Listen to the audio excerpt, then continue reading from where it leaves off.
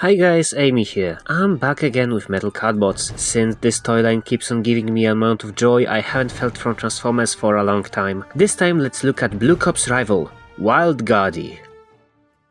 Wild Guardy debuts in episode 10 of the original Metal Cardbots series, where he saves our protagonist from the newly revived Heavy Iron.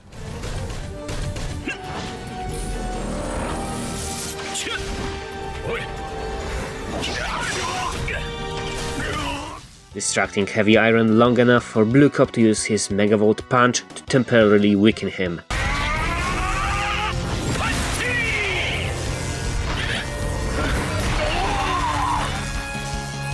The next few episodes concern a story arc, if I can say that, related to him, where a mysterious knight wants to challenge Blue Cop to a fight.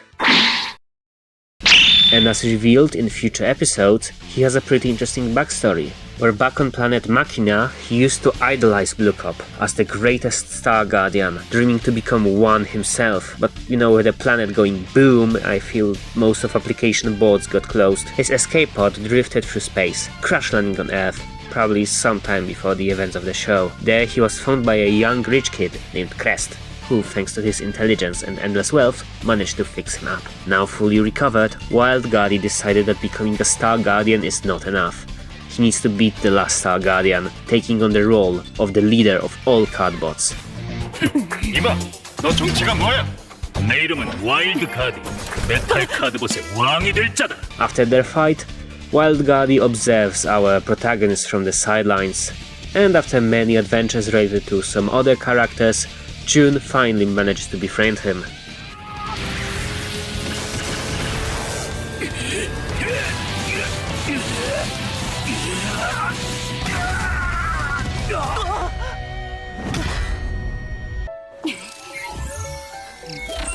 메탈 카드봇 체인지 업! 와일드 가디 봉인! For his design history, sadly Wiki doesn't link too many sources. We have this one tweet where we get to see an early concept art where he was orange and blue, but his colors got changed to go better with the other Cardbots, and I see it, we have like two yellow-orange guys in the team, and our main character is blue. I feel if Guardy retained his old color scheme, he would kind of blend in the background, and he was supposed to be named Golden Hunter. But probably that name went away when he stopped being gold. Also, I can't find the info, maybe I'm just delusional, but I think I read somewhere he was the second design for the franchise. It was designed specifically to look similar to Blue Cop, but still with his original details, but don't quote me on that. Okay, I actually found a quote, and it contradicts what Wiki says about Blue Cop. As shown on Twitter, of Blue Audax, who also worked for Samk Entertainment, originally Wild Guardy was supposed to be the protagonist and main character. But if I were to guess, originally there was some proto-Blue Cop character. Based on that character, they made other characters, including Wild Guardy, and after that they made the final Blue Cop, which became the protagonist. It's probably like a chicken-egg situation where both characters have a common ancestor. Now thinking this would explain why Blue Cop has a Roman soldier skirt. I personally agree with the idea of making Blue Cop the protagonist. Maybe I'm just biased. Blue Cop just feels better as the main character. Of course, it's still nice that Wild Guardy managed to appear in the show, playing the role of the Meta Knight Shadow the Hedgehog to Blue Cop's Sonic Kirby. Again, let's start with the alt mode. And the wiki says his car mode is a stylized Ford Mustang. If I were to guess, maybe it's based on the 5th generation model? I'm mentioning that specifically since Ford Mustang is a popular alt mode for Transformers. You may know it as Trip Up, Generations Nightbeat, or Movie Barricade. Sorry, it's hard for me to look at this toy.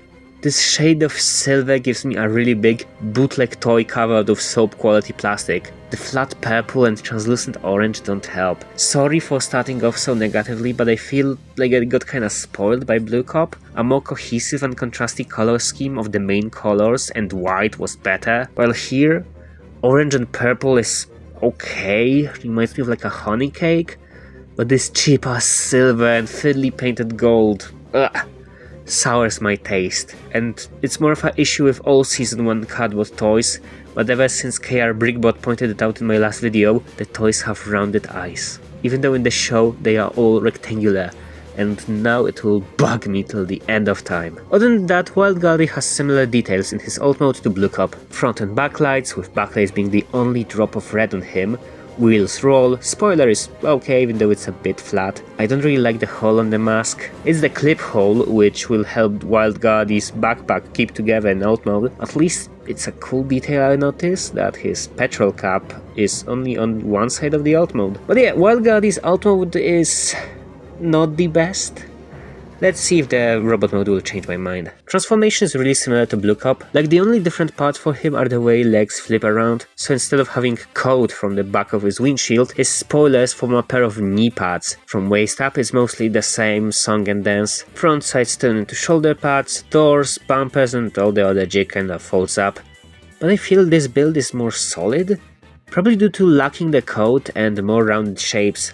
All the parts just feel snugglier on the back. And in robot mode, it doesn't look much better. First thing that came into my head is that he looks like Nautica's brother, who instead of being into oceanology, is into history. The concept of a night robot isn't the most original, since I feel we had a few of these guys in the Brave series, but I can't be 100% sure.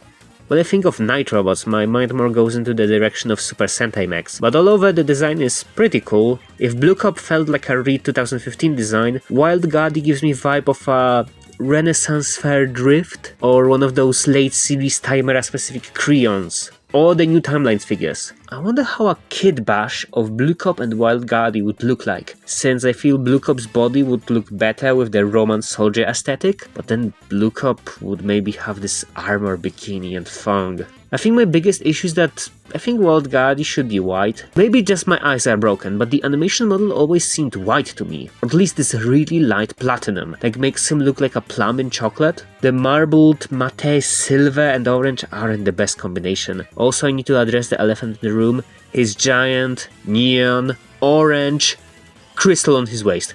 I know it's probably supposed to look like a buckle for a belt, but with the way purple parts kinda look like a Conan the Barbarian furry trunks, and it being such a shiny centerpiece of his design, it kinda distracts me from the whole shape, which is sad since his bigger head is pretty cool.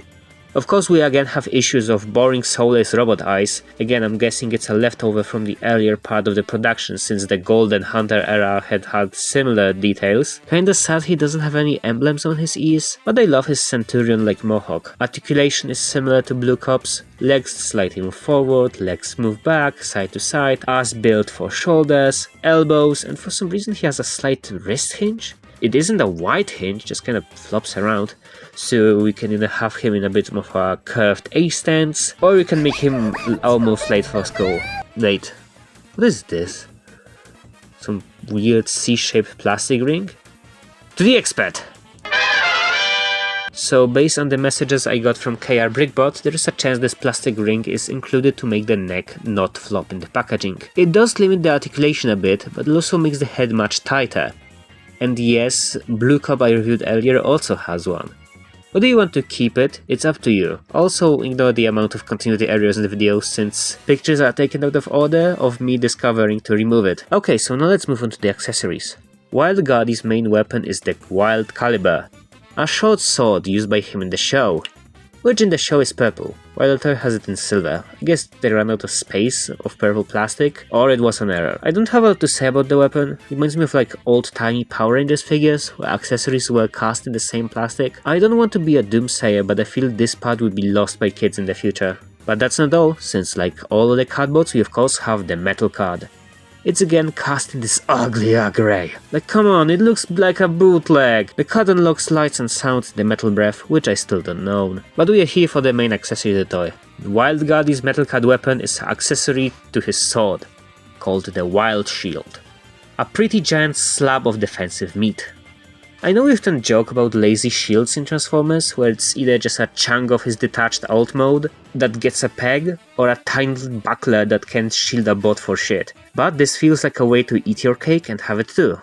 we have a proper giant shield that if lost doesn't take away anything from the alt mode. But that's not the end. If you feel not safe enough hiding Wild Guardy's sword between his legs, you can slot it in the shield, since it also works as a scabbard. But that's not the end, since as you can see, the handle still pokes out, and there is still some parts that you can flip down. Yeah, let's get to the coolest part of this figure. If needed, Wild Guardy can go on the offensive by turning his shield into a giant greatsword. No joke, this massive fucker sword is one of the things that made me most interested in this figure. I kinda wish it was possible for Guardy to grab the greatsword in both of his hands. At least you can give him over the head executioner style, but other than that, it looks really fun. I still don't know why Guardy has those weirdo wrists. Oh yeah, his hands are also slightly better. Instead of being open hands, now he has square holes in his fists. We are slowly moving up. Maybe one day I'll review a cardboard with a 5mm port. Okay, so that was Wild Guardy, and I think his greatsword is the best way to describe him. A good accessory. I wouldn't recommend him as your first or only cardboard, but if you are starting your adventure, you for sure need to get him in your collection. And let's continue with the trope from the earlier video. If you're a Transformers collector, I feel you could put Wild Guardy in many scenarios with toys you already have. One of the ninja bots from Animated, a friend of Drift, or a bot living on Earth from Unicron Trilogy. Now thinking, he has some of that Cybertron downshift energy. I also don't want to get stereotypical, but silver and purple does make me feel a bit Decepticon-y. Like how Needlenose has a knight helmet, while Guardy has his Centurion plumage. I'm telling you, Guardy can for sure adapt it to many places in your collection. Thank you for watching, like, subscribe, check out my videos, bump me on the YouTube search show credit system, and bye.